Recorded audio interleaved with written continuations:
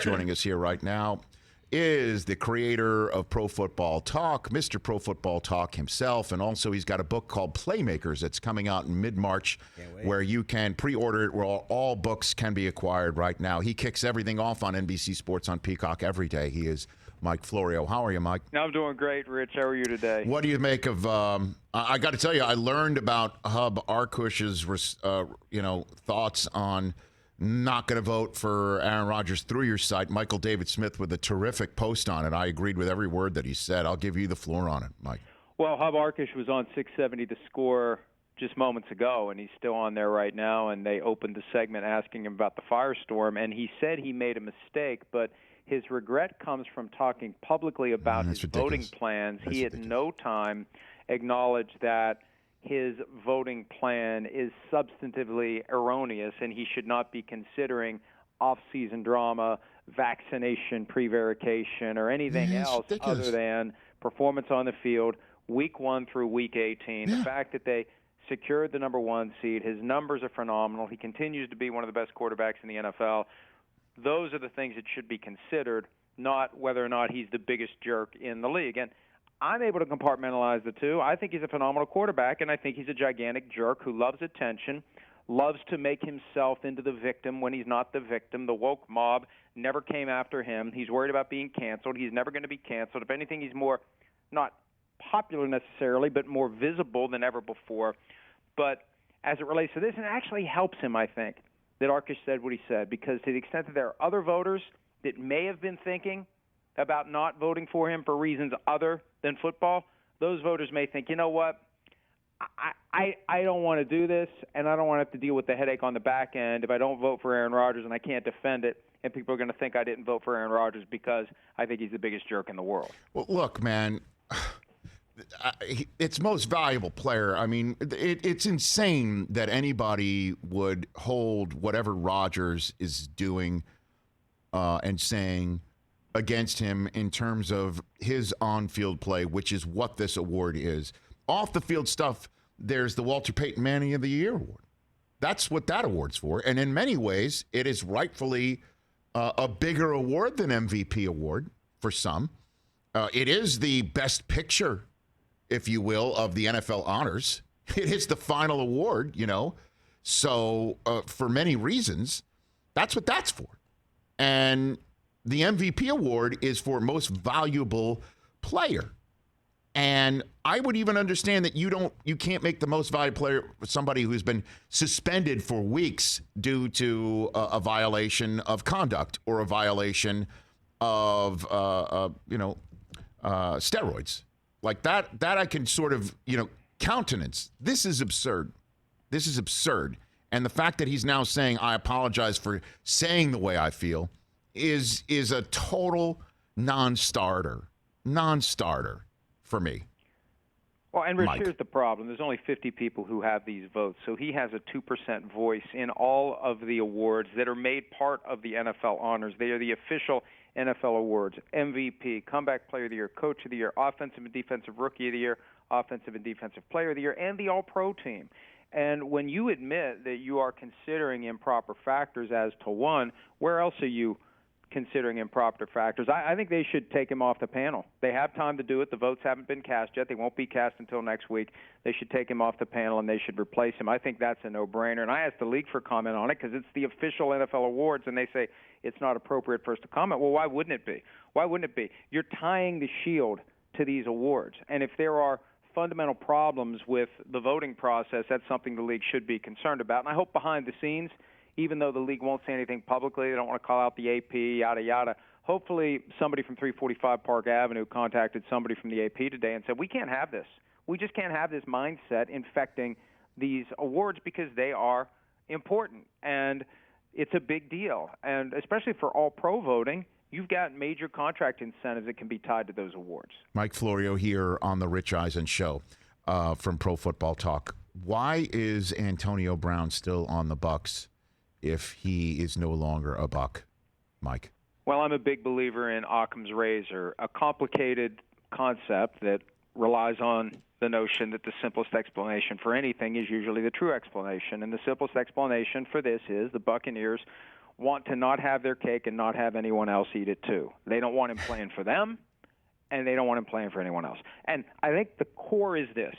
Neither Bruce Arians nor Jason Light nor anyone else with the organization wants to have to be the one who explains to Tom Brady why Antonio Brown was able to catch 10 passes and gain 152 yards and score 2 touchdowns in Super Bowl 56 for the Chiefs and contribute to the victory over the Buccaneers. I mean, that's the bottom line. And I don't know that the Chiefs would sign him, but you know what? They gave Josh Gordon his umpteenth second chance earlier this year, and Gordon has 5 catches for 32 yards in 11 games. Antonio Brown can do that in his sleep.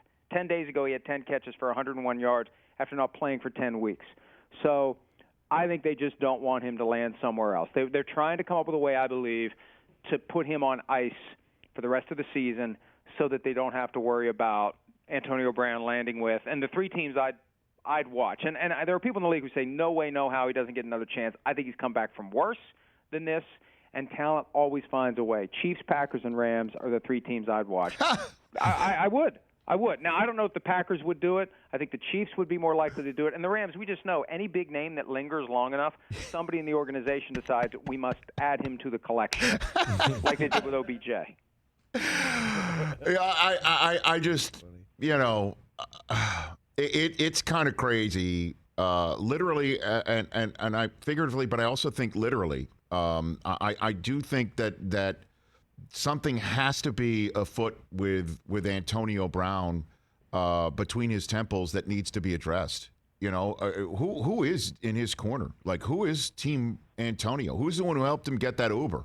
Who's the one who got him the Nets tickets, right? Like, and who's the one who is fighting for his grievance? Is it Drew Rosenhaus still? No, Drew Rosenhaus fired him a couple of years ago when he refused to get help at a time when he clearly was going through issues that required some sort of intervention to the point where he wouldn't listen to anyone. And his agent now is Ed Wazaleski, and I've texted Ed several times this week and haven't gotten a response.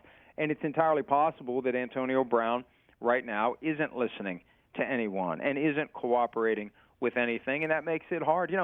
He has rights, and I'm not defending Antonio Brown, but I think the challenge is if you respect the fundamental rights that everyone has, the hardest and most challenging and trying time to respect those rights is at a time when the person's popularity is as low as it can be. And I think that's when it's even more important to remember that he does have rights, that it's not fair for the Buccaneers to manipulate the process to try to keep him from potentially landing with another team. But at some point, he's got to help himself. For example, he's still on the team, even though Bruce Arians told the world on Sunday he's off the team. Well, he didn't show up for practice today. So unless there's some sort of an agreement behind the scenes that he's excused, I'd have been there. Hey, you haven't cut me. I'm on the team. I'm coming to practice. Deal with me. And, they may be able now, if he doesn't show up and he didn't have an excuse to not show up, put him on the left squad list, shut him down for the rest of the year. They get to where they want to be. I just really think their goal is to get to a point where he can't play for anyone else, and it's unclear what he or anyone close to him is doing to ensure that he can still play this year, if he even wants to. He may not want to. He may be in a mindset right now where he's done with the NFL short-term and possibly long-term. But the NFL is never fully done with someone who has proven talent. We've seen it time and again with him and with others. Your talent is always going to get you another chance and another chance and another chance because fundamentally and ultimately there are people out there who want to win. And the Super Bowl ring lasts a hell of a lot longer than the short-term dysfunction that you have to fight through. Did you suggest Antonio Brown should pull a Costanza? Is that what you're saying?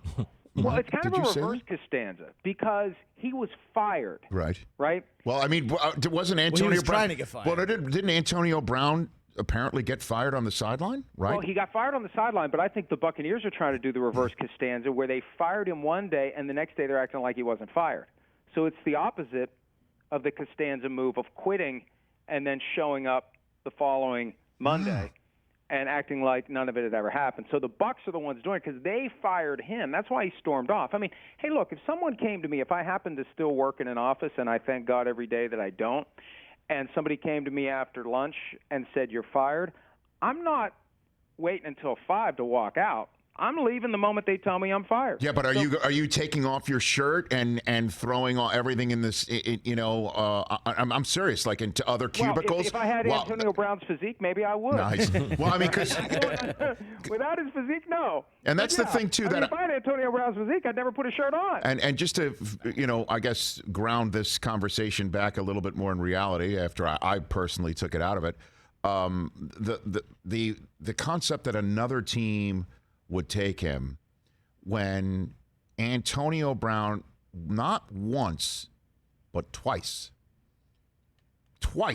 has left Tom Brady. Twice, right?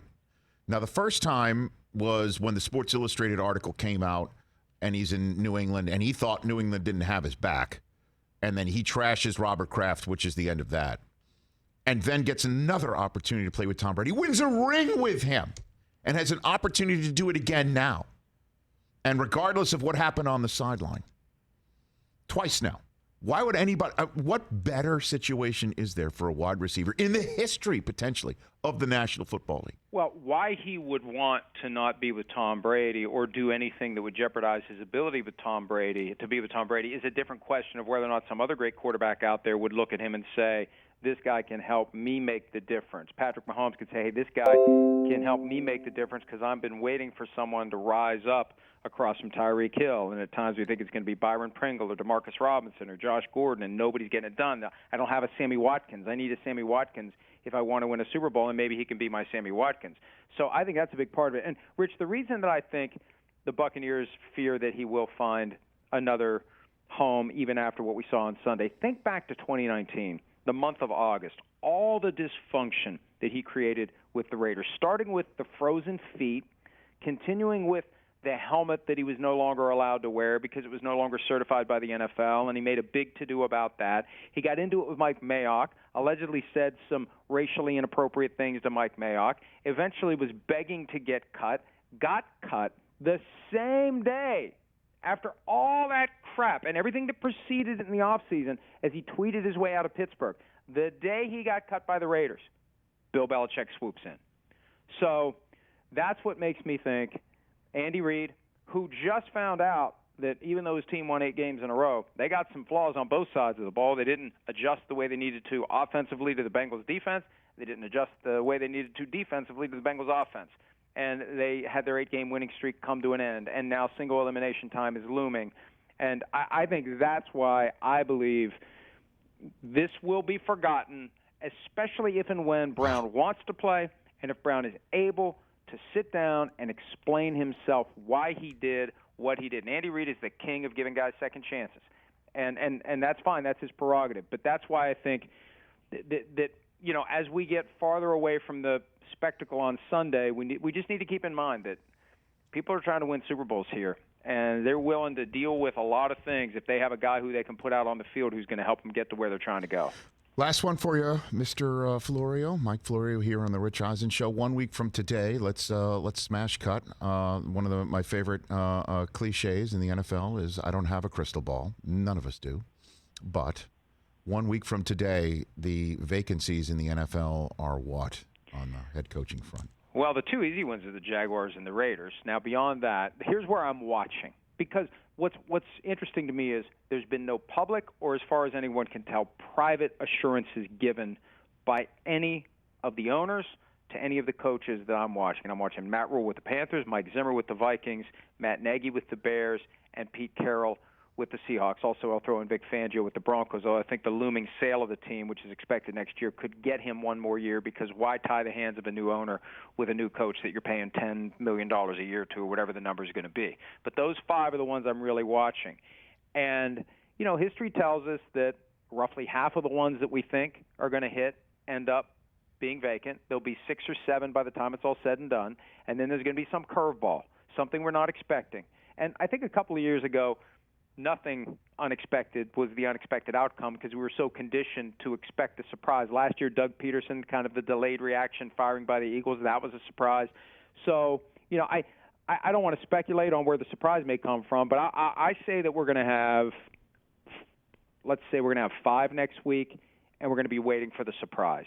And my best guess is Zimmer's out, Nagy's out, and if I had to pick one more, I'd lean Fangio, but I'm really watching Matt Rule because I think David Tepper is determined to get himself a high-end coach. And with Jim Harbaugh sniffing around about a possible return to the NFL, if that's not just leverage to get more money out of Michigan, right. You could do a hell of a lot worse than Jim Harbaugh, considering he was 44-19-1 in 4 years with the 49ers. And there are some Matt Rule defenders who say, well, no one comes from college and turns a team around in 2 years. No, Harbaugh turned it around in 1 year. He went from 6-10 to the brink of the Super Bowl, and then the next year he was at the brink of a Super Bowl championship. And it's amazing. We forget that because he's been gone for a while now, but he's shown he can get it done. And if he's in play, that's probably going to result in more, not fewer, vacancies. Well, the reason why we've forgotten about it, and I can absolutely put my finger on it, is because of Harbaugh's inability to beat a guy who came to the NFL and flamed out in the worst triple Lindy flop in the history of coaching. That's basically I'm spitting truth right there, I think, Mike. So don't forget what Harbaugh did at this level. And look, Rich, with Jim Harbaugh, there's a great quote in a Gary Myers book about coaches and sons, and there's a chapter about Jack Harbaugh and Jim and John Harbaugh. And when Jack Harbaugh was coaching and the Harbaugh boys were growing up, they're moving every few years. At one point, Jim came to his dad and said, well, it's time to move. I lost my last friend. And he's got a habit of wearing people out. And I'm surprised he's lasted at Michigan as long as he has, because he'd been on the 4-year plan everywhere else. And after 4 years, it's time. He's got to go. We can't take him anymore. So that's another thing to consider. If you bring him back to the NFL, there's a chance that the candle burns really bright and it doesn't burn for very long. But, again, there are teams out there that have been doing a lot worse than what Harbaugh did with the 49ers. Well, and let's just linger here just one last bit here. I think if Jim does do this, though, he's going to want to go to a spot where there's a quarterback, right, where he knows that guy is there. And the question is Carolina that spot? I don't think so. The Raiders have that spot, clearly, with Derek Carr, if he feels that Derek is the guy. Does he want to hook up with, Ryan Day's portal transfer in Chicago? Does he want to do that? Or does he want to see if Denver, join them, and see if that is an opportunity? I don't know where else there would be. And I guess that also leads me to the last question, too, is what about Joe Judge? What a bizarre soliloquy he had after getting waxed by Chicago about players who used to be on the team are still calling to see, if they can come back on. And then some strange thing about 2018 that they thought he was going to lose his job and they still made the Super Bowl and the Patriots were 7-2 midseason. Like, I don't know if Belichick makes his assistants think they were all going to lose their jobs. It was weird. It was weird. It tells me this is a guy who, even though it's reported that he's coming back, has not gotten the level of confidence that he needs. Otherwise, he wouldn't have felt compelled to go off like he did. And it really was bizarre. He basically admitted to tampering, which, the NFL rarely enforces that rule because it doesn't like to, but sometimes it's so obvious you can't not enforce it. But that was strange. One last point on Harbaugh, though. You got my mind racing on this because when he went to San Francisco, he had Alex Smith. Right. And he drafted a guy in the second round that first year. Remember who he drafted? Yeah, Kaepernick. Yeah. And he has been – I interviewed him 2017, year one of the Kaepernick free agency that is still ongoing 5 years later. He was very, very, very big on Kaepernick then. And I've said all along, the only way he's ever getting back in is if Jim Harbaugh comes back to the NFL. Now, maybe it's too long. The fact that they've successfully kicked the can for 5 years and kept him out for 5 years may make it impractical. But the only guy who was ever going to bring Harbaugh or Kaepernick back to the NFL may be coming back to the NFL, and that's just an angle to keep an eye on, depending upon where he ends up. If he does make the jump and isn't just trying to get huge money out of Michigan. He's got every right to try to do it. He may just be working all angles to get maximum money. God love him. Capitalist society, go get yours. Mike Florio, Pro Football Talk again. When is your book coming out, Playmakers? March 15. Okay, very good. March 15. You know what angst that's causing me. You're starting to troll me now like you troll Breer. I'm not. You're doing it with a smile on your face. You're jabbing a knife into my ribs. Why? I'm sure you're not excited. Your book's coming out? I'm not excited. Why? I'm not, because it is a source of stress for me, because are people going to like it? Are they going to say bad things about it? Am I going to be trending on Twitter for some stupid I wrote in Chapter 28? Is no one going to buy it? I'm really having regrets. How about this, Mike? May your book trend on Twitter. You should go to sleep every night praying to that God. That's true. So that your name is spelled right. And the tough, again, my book, I found out firsthand what everyone was telling me. The toughest part about writing a book is selling it. So that's coming, but it'll be great. You're terrific at these, chats, and you'll have a blast. Yeah. And so, well, I appreciate you, and I've already accepted the fact that it's going to be a colossal failure. So anywhere it goes, it's going to be a win. See, that's a Costanza. You're doing the opposite. I like it. I like it. Take care, Mike. Thanks, Rich. You guys, Mike Florio, everybody. Hey, you watched all the way to the end. Thanks for that. Watch more right here.